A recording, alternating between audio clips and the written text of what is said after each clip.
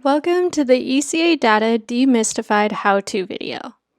In this video, you will be given some strategies to help you complete key data questions in your EcoSchools application. Questions from environmental literacy, school water footprint, school energy footprint, tree planting and maintenance at school, and conduct a waste audit will all be addressed. Each year, the answers your school provides for the certification questions in each action are collected and used for analysis and assessing your certification level. The data collected is very important to us at EcoSchools, as we use it to track environmental action in schools across Canada, measure collective impact, and create a baseline for year-over-year comparisons, so you can track your school's progress. Some of our certification questions ask for school building metrics that may not be available on hand for most members of an eco team. For these questions, we recommend consulting with your school's caretaker, administrator, or board or district office for this information. To help you get started, each EcoSchools action has an Action Resources tab. Use the data collection sheets linked there to keep you on track. If you've tried all of the resources available to you and still aren't able to find information, please leave these fields blank. You can add a note that this data was not available to you in the action description text field, which is shown here and at the bottom of each action certification questions. If your school building is unique, please contact EcoSchools Canada for support. Examples of this could be if your school is part of a larger building, you have multiple campuses, or you're in an atypical structure. Environmental literacy is the other locked action in your plan, and it features a key data question. Question number 3 asks for the hours of outdoor learning at your school per year. The best way to answer this question is to determine the hours of outdoor learning at your school for 1 week. Remember that 1 hour of outdoor learning is considered as 1 hour of classroom time with a teacher outdoors. Next, multiply this weekly value by 38 to get an estimate of the hours of outdoor learning taking place at your school for the entire year. 38 is the average number of weeks in a school year in Canada.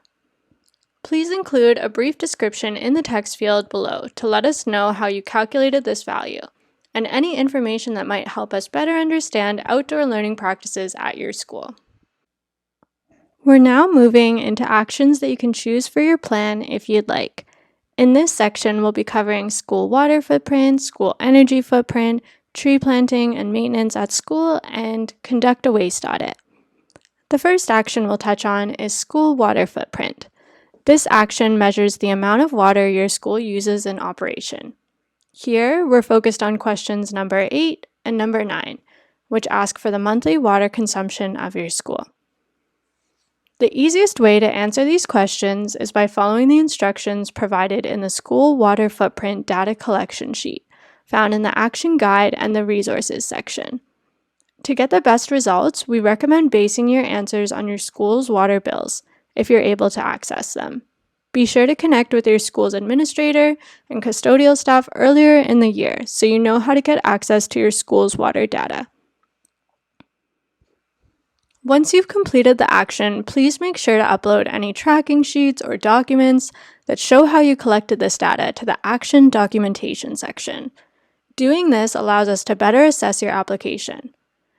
If you're finding it difficult to complete this action, consider completing a different water-themed action, such as School Water Audit or the Great Gulp. Similar to School Water Footprint is School Energy Footprint. This action measures the amount of fuel and electricity your entire school uses, from ceiling lights to heating classrooms. For this action, we'll be providing some tips for answering questions number 8 through 12, which ask for monthly energy and electricity usage. Again, the easiest way to calculate these metrics is by following the instructions provided in the School Energy Footprint Data Collection Sheet. This can be found in the Action Guide and Resources section. These answers should be based on your school's fuel and electricity bills, if possible. A best practice in gathering this information is to let your school administrator know you'll be asking for energy consumption data early in the school year, so it's easier to track down when you need it. Once you've completed the action, please make sure to upload any tracking sheets or documentation showing how you collected this data to the Action Documentation section. Doing this allows us to better assess your application. If you're finding it difficult to complete this action, consider completing a different energy-themed action, such as heating and cooling, phantom power, switch off lights and devices, WWF Earth Hour, or WWF National Sweater Day. The next key data question is in the tree planting and maintenance at school action. In question number 8, this action asks for the number of trees that have been planted on your school property during the present school year. Note that this action is specific to tree planting and maintenance on school property only. The best way to track this action is by following the instructions provided in the Tree Planting and Maintenance at School tracking sheet. This can be found in the Action Guide and Resources section. Please note that it is very important that only trees planted on your school property are to be included in this answer. If your school planted trees outside of the boundaries of your school property, for example, in a nearby nature area or in working with a local outdoor education center, please do not claim the activity as part of the action. Instead, select one of the Create Your Own actions and provide further details here. Once you've completed the action, please make sure to upload any tracking sheets or documentation showing how you collected this data to the Action Documentation section. Doing this allows us to better assess your application. The final action we'll talk about today is conduct a waste audit. To gather the information for this action, your school is required to conduct a visual waste audit involving collecting and measuring different types of waste being generated at your school. Please make sure to review the important guidelines and resources provided within the action before you begin. In questions number 8 and number 11, you are asked for the amount of waste and recycling your school generates annually. If applicable to your school, question number 14 asks how much organic waste your school generates annually. As with the other 3 optional actions in this video, we recommend you follow the School Waste Audit resource provided by EcoSchools Canada in the Action Guide and Resources section.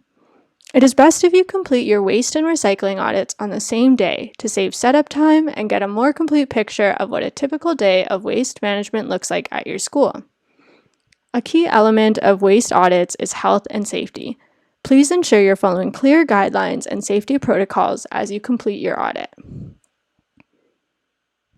Once you've completed the action, please make sure to upload any tracking sheets or documentation showing us how you collected this data to the Action Documentation section. Doing so will allow us to better assess your application. And that's all for now. Thank you very much for tuning in to the ECA Data Demystified how-to video. I hope this helps you through the year. Best of luck!